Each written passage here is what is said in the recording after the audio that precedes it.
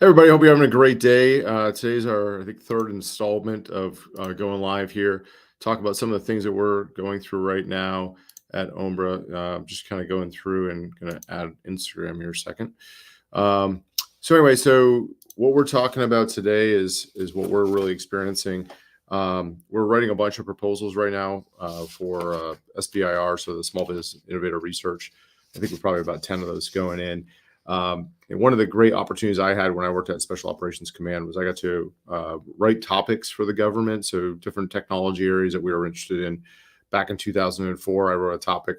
It was focused on biometrics, trying to look over a scene and find people and faces. So that was great, and it was a great way to kind of look and find innovative research opportunities. I think earlier I mentioned that I also got to work with the SBIR program to build SOCOM's Iron Man suit. So we were working on exoskeletons. And so we basically found a company who had already built an exoskeleton, and we reached back out to them and said we'd like to award them a larger contract, $1 million contract to help build an exo to work on SOCOM's Iron Man suit.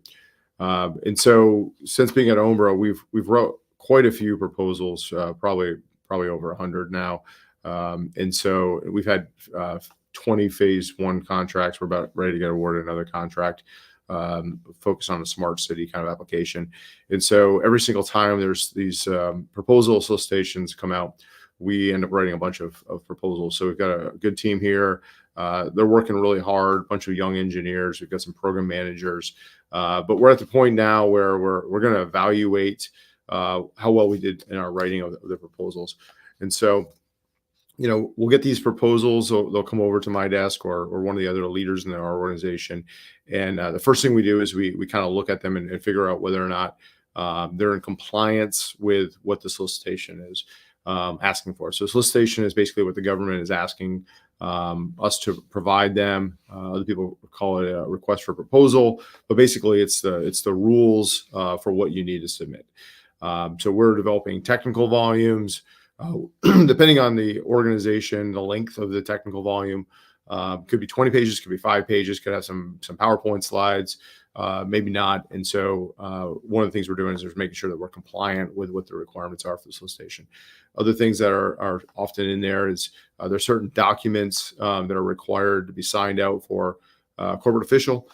So I'll sign all these documents to say, hey, we're not going to work with maybe a foreign national, or there's a telecommunication requirement that we don't have. We're not using telecommunication capabilities from certain countries and things like that. So we'll go through all that.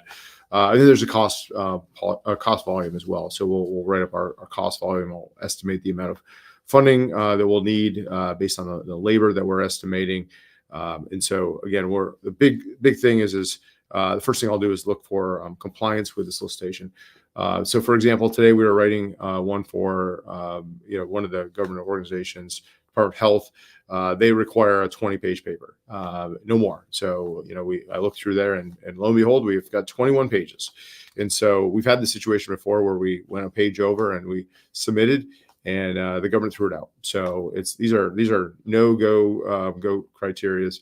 And so, my note back to the team was, hey, if they've asked for 20 pages or 21, you guys are basically going to waste your time in submitting this and all those hard hours that the engineers have put together to write these things. So compliance. Another example was, hey, we've got certain deliverables. We'd like to, in this particular case, it's focused on 3D printing for skin-like structures, right? And so they're asking for certain deliverables. They want a sample of the 3D printed material. So there's a couple of things they were looking for, and so it wasn't clear to me that we really answered what the deliverable was. So I sent that back and said, let's be really clear. And that kind of gets back to the next thing on my list here is what's your technical approach? How sound is it? Is it feasible? Does the reviewer, when they're reading these things, do they believe that it's possible to do the development that you said you're going to be able to do? And probably I skipped a step here.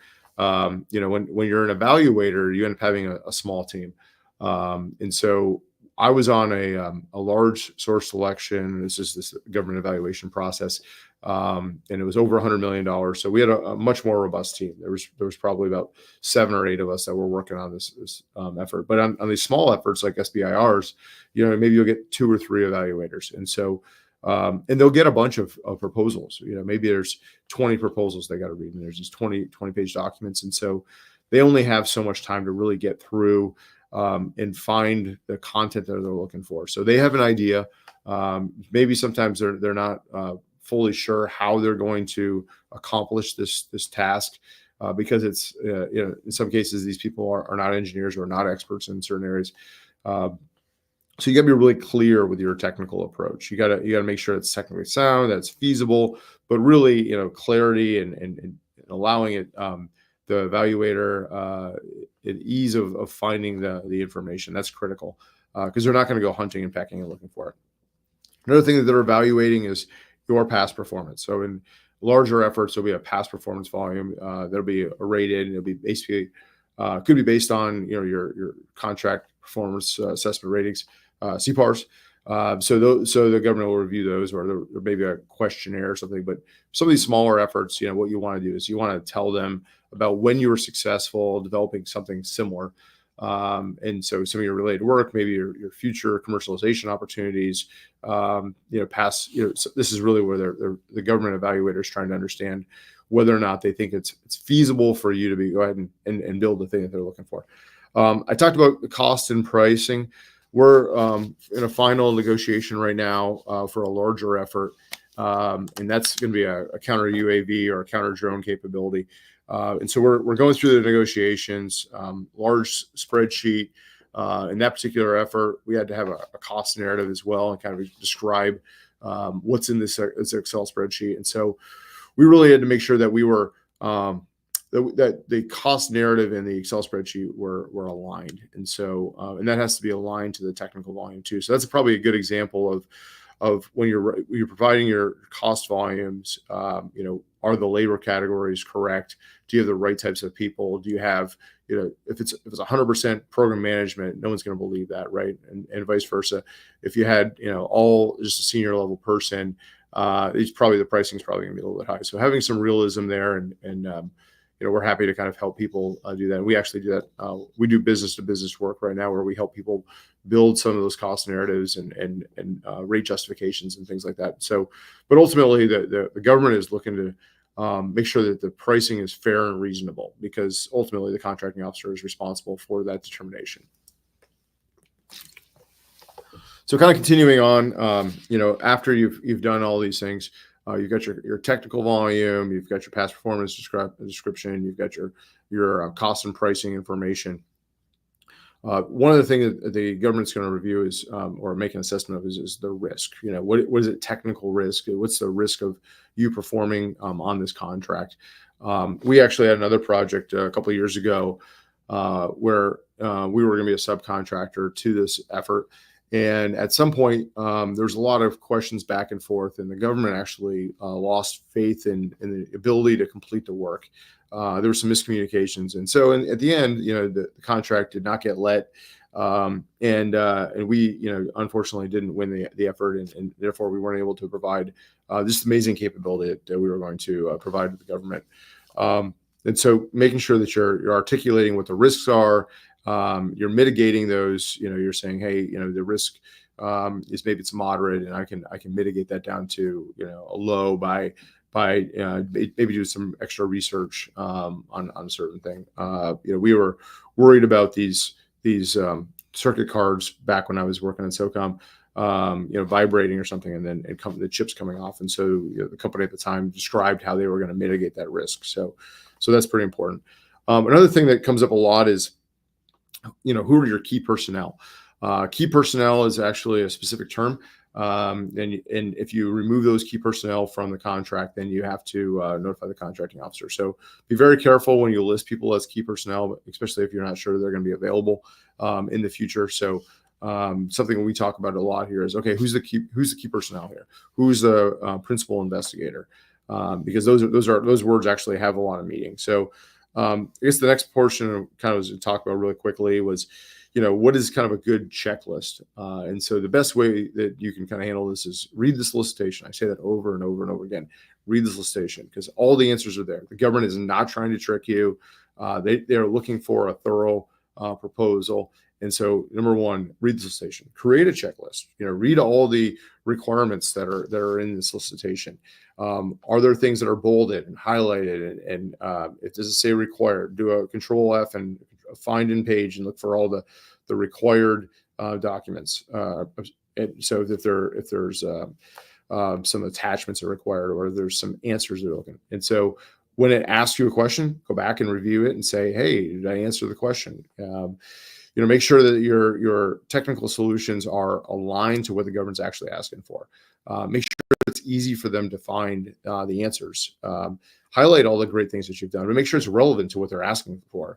If you're building a new computer, don't talk about maybe something to do with building a food and beverage line or something like that. Make sure that your pricing is competitive.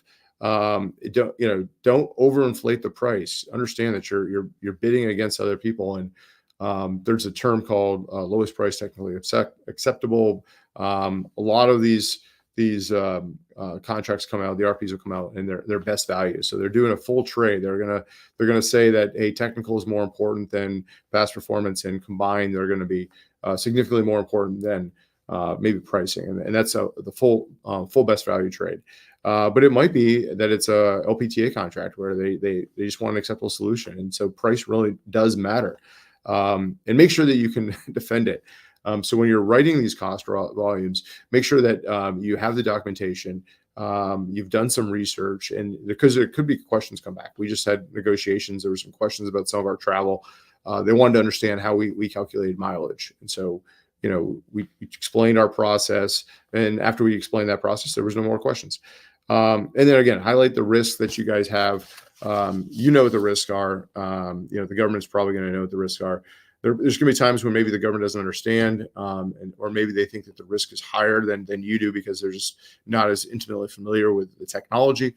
But don't be afraid of listing your risks, but always show a mitigation plan, because otherwise you're just raising the risk to the government, and they're going to be concerned that you're not going to be able to satisfy the contract, within the terms and conditions of the contract. So those are the big things that we're working on right now. We'll get those all submitted.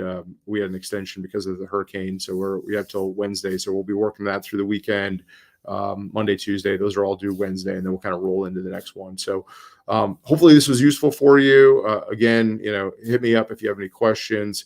Comment, like, subscribe, and we'll keep on doing these things. And so the purpose of these, once more, is really just to kind of give you guys some background, maybe some other companies that are maybe not quite as experienced as some of the things we're doing, or don't have the same background. So we're here to try to help. If there's any questions, just like I said, just hit us up, and we'll be here and keep on doing this. Probably trying to get back to more of a weekly basis. The hurricane kind of threw me off a little bit, but goal is to kind of get on here on a weekly basis. All right. Well, everybody have a great weekend, and we'll be seeing you soon.